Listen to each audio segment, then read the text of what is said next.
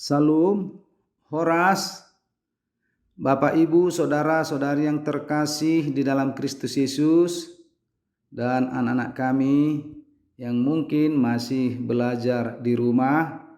Marilah kita mendengarkan firman Tuhan buat kita hari ini. Namun sebelum kita mendengarkan firman-Nya, marilah kita bersaat teduh sejenak.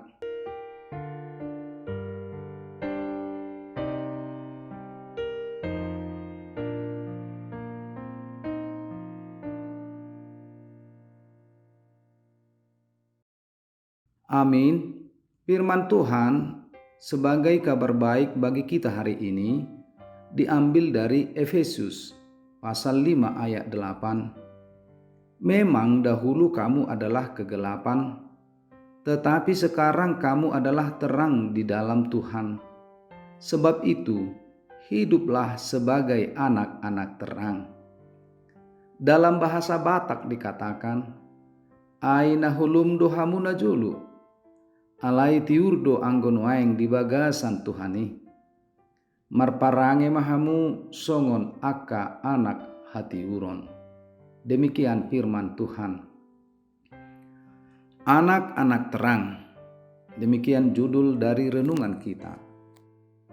Berbicara tentang terang, tentu tidak bisa dipisahkan dengan indera penglihatan seseorang. Seseorang yang berjalan dalam terang pasti akan membuat dia selamat sampai di tujuan, karena dia akan dapat melihat lika-liku jalan yang akan dilalui, sehingga dengan mudah untuk melewati jalan yang berkerikil, berbukit, dan lainnya. Sebaliknya, kegelapan adalah suatu hal yang sangat mengerikan dan membahayakan kepada orang yang sedang berjalan. Jika seseorang berjalan dalam kegelapan, dia akan tersandung dan tersesat akan menimpanya karena tidak dapat melihat jalan yang akan dilaluinya. Demikian juga dalam kehidupan kita setiap saat.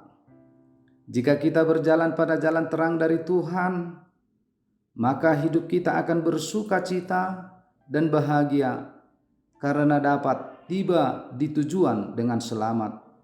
Dan jika kita berjalan pada jalan kegelapan atau jalan dunia ini, maka kita akan tersesat dan hidup kita tidak memiliki kepastian, atau dapat dikatakan bahwa hidup kita akan mengalami kehancuran dan kematian kekal. Bapak, Ibu, Saudara-saudari yang terkasih di dalam Kristus Yesus, nats kita saat ini menyatakan bahwa dahulu kita hidup dalam kegelapan, tetapi sekarang menjadi hidup dalam terang Kristus dan disebut menjadi anak-anak terang. Darahnya yang kudus telah mengangkat kita dari lumpur dosa, membawa kita dari kegelapan dunia menuju terang yang ajaib. Terang Kristus telah kita terima dan rasakan. Tentu terang tersebut harus kita pelihara dan harus kita jaga. Cara memelihara dan menjaga terang tersebut, kita harus hidup di dalam Tuhan, menuruti perintahnya, hidup dalam kasih, menjaga kekudusan hidup, menjaga perkataan, hidup dalam kearifan atau hidup bijak, dan lainnya yang berkenan di hadapan Tuhan. Oleh sebab itu, sebagai anak-anak terang Kristus, marilah kita memancarkan sinar kepada sekitar, sehingga semakin banyak orang yang menerima terang dari Kristus. Amin, kita berdoa. Terima kasih Bapa Surgawi atas firman-Mu kabar baik yang Tuhan sampaikan kepada kami, yang mengingatkan kami sebagai anak-anak terang-Mu. Ajarlah kami melalui Roh Kudus-Mu, agar terang yang telah kami terima dari Kristus mampu kami pancarkan di sekitar kami, sehingga semakin banyak orang yang terberkati oleh sinar-Mu yang ajaib. Berkati hidup kami satu hari ini, berkati aktivitas kami satu hari ini, agar seluruh aktivitas kami menjadi kemuliaan bagi nama-Mu.